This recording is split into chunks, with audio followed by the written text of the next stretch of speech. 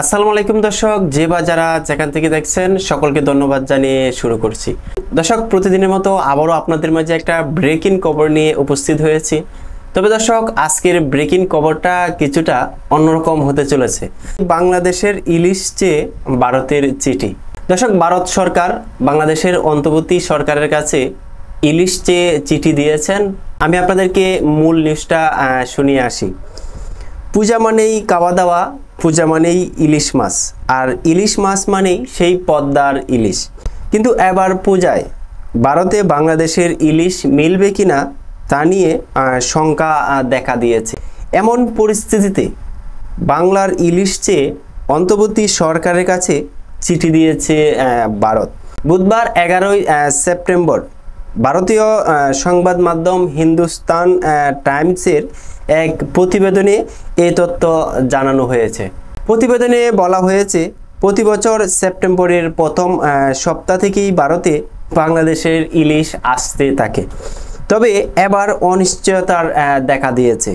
এমন অবস্থায় fish importer association ইলিশ রপ্তানির জন্য বাংলাদেশ সরকারের কাছে বারবার আবেদন করছে বা জানিয়েছে। হিন্দুস্তান টাইমস জানিয়েছে, গত 5 বছর ধরে বাংলাদেশ থেকে ইলিশ আমদানি হয়েছে।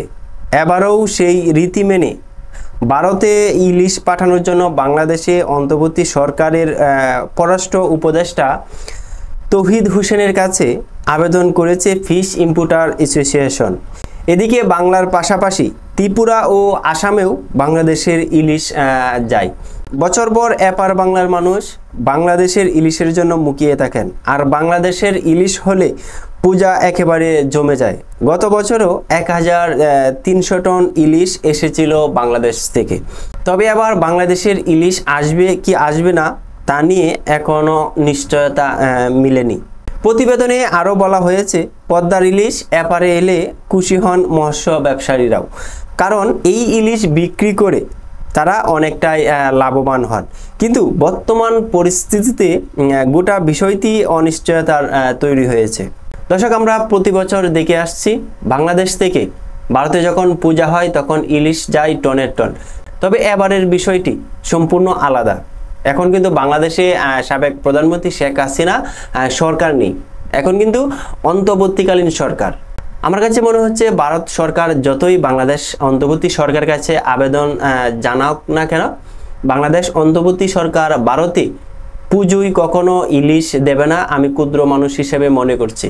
দর্শক, যতটুকু পেরেছি আপনাদেরকে বুঝিয়েছি। ধন্যবাদ, সকলে ভালো থাকবেন এই প্রত্যাশা।